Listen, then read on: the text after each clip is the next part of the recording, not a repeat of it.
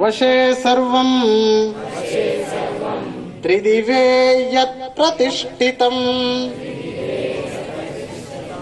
మాదేవ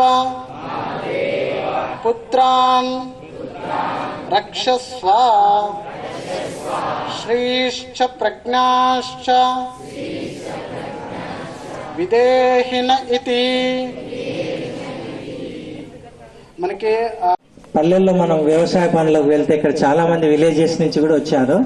వాళ్ళు మార్నింగ్ 8కు లేదా 7కి వెళ్ళి మధ్యాహ్నం 12, 3 దాకా ఎండకుంటారు. సో వాళ్ళ శరీరం ఈ ఎండకి ఏమైపోయింది, అలవాటు పడిపోయింది. మన శరీరం 10 మినిట్స్కే కాస్త అలసటగా ఉంది. సో కారణం ఏంటంటే మనం అలవాటు పడలేదు. సో ఒక మనిషి శారీరక శక్తి కోసం శారీరకంగా దృఢంగా ఉండాలంటే రోజు ఏం తింటాం?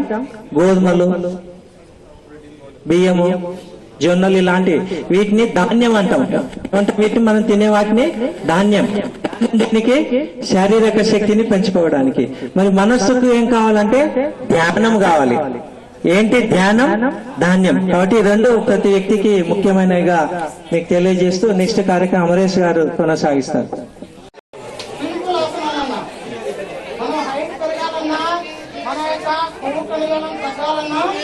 చాలా అవసరం.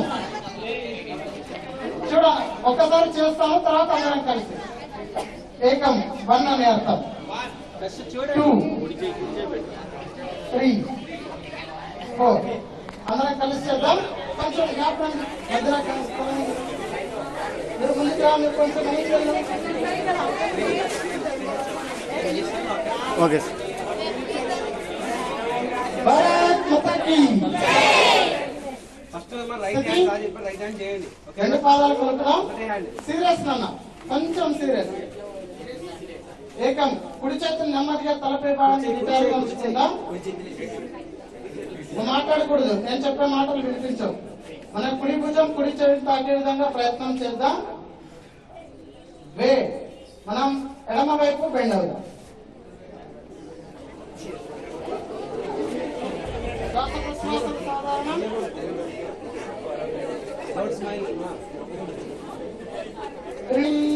వినం కడితారు చత్వారు. అట్లా ఒకసారి చేద్దాం. లెఫ్ట్ సైడ్ కాంప్లిమెంటరీ చేయాలి. ఏకం, ద్వే,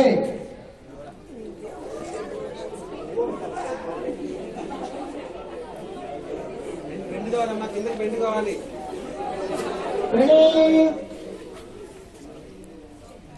చత్వారు.